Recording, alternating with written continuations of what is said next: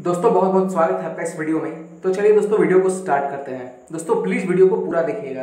Question कह रहा है द्वितीय विश्व युद्ध के दौरान ब्रिटेन का प्रधानमंत्री कौन था।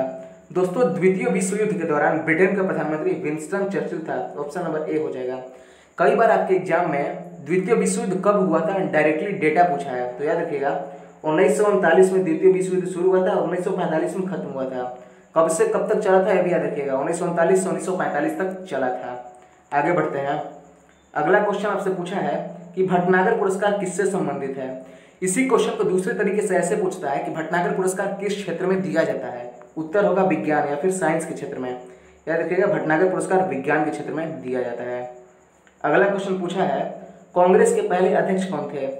दोस्तों कांग्रेस के पहले अध्यक्ष व्योमेश चंद्र बनर्जी थे। ऑप्शन नंबर सी हो जाएगा, जो कि 1885 ईस्वी में बने थे। डेट भी याद रखिएगा और कहाँ पे बने थे, तो मुंबई में 1885 में व्योमेश चंद्र बनर्जी।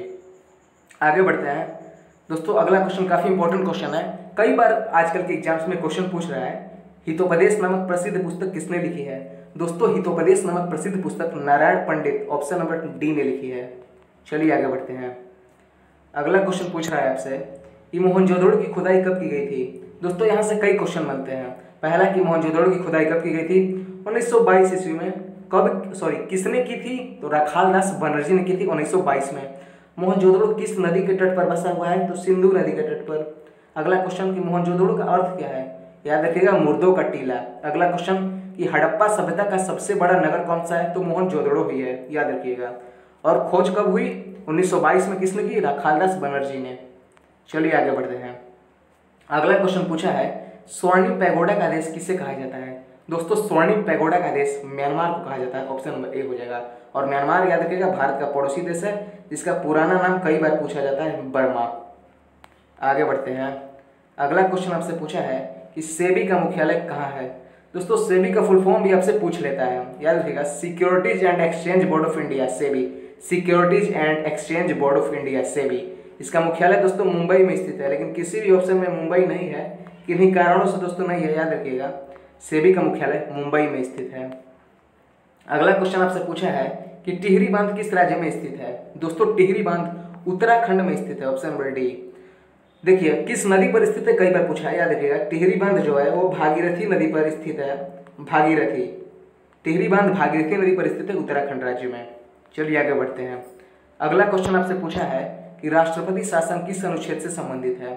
दोस्तों राष्ट्रपति शासन अनुच्छेद 356 से संबंधित है। ऑप्शन नंबर बी हो जाएगा।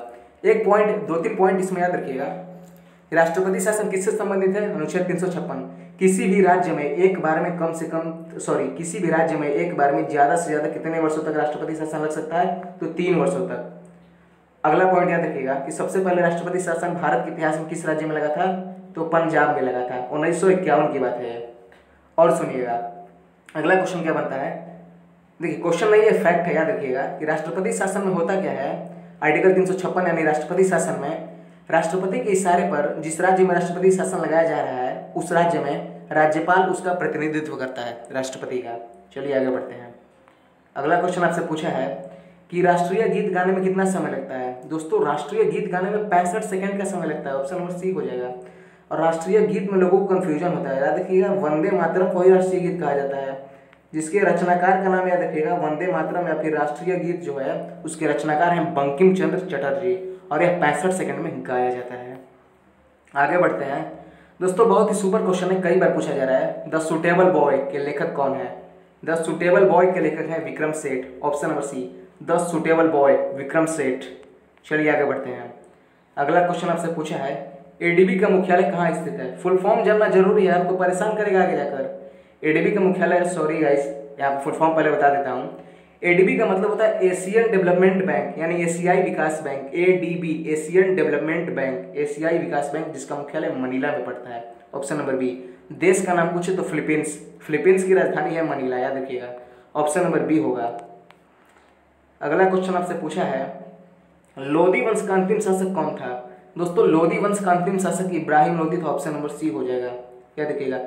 और एक पॉइंट याद रखिएगा दिल्ली सल्तनत का सबसे अंतिम वंश लोदी वंश ही था, जिसका अंतिम शासक इब्राहिम लोदी था, जिसको बाबर ने, दोस्तों बाबर ने पानीपत के पहले युद्ध में अर्थात 1526 में जो युद्ध हुआ था, पानीपत का पहला युद्ध, उसमें बाबर ने इसको हरा दिया था और इसकी हत्या कर दी थी। उसके बाद क्या हुआ था कि मुगल साम्राज्य का स्थापना किया था बाबर ने।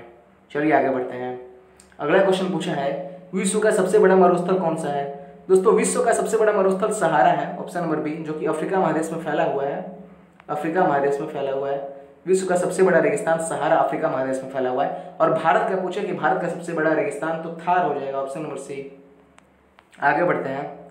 अगला क्वेश्चन पूछा है अंग्रेजों ने अपनी पहली फैक्ट्री कहाँ स्थापित की थी। दोस्तों अंग्रेजों ने अपनी पहली फैक्ट्री सूरत में स्थापित किया था, option number A, Surat Gujarat में है। और अंग्रेजों ने अपनी पहली फैक्ट्री सूरत में 1608 में स्थापित किया था। दोस्तों अगला क्वेश्चन कह रहा है यूनिसेफ दिवस कब मनाया जाता है। दोस्तों यूनिसेफ दिवस 11 दिसंबर को मनाया जाता है, ऑप्शन नंबर डी होगा। और मैंने आपको कई बार बताया है कि यूनिसेफ का मुख्यालय कहाँ है, तो दोस्तों इसका मुख्यालय न्यूयॉर्क में स्थित है, न्यूयॉर्क। तो आई होप दोस्तों आज का लास्ट क्वेश्चन था। वीडियो आपको कैसा लगा अपनी राय हमें जरूर बताएं।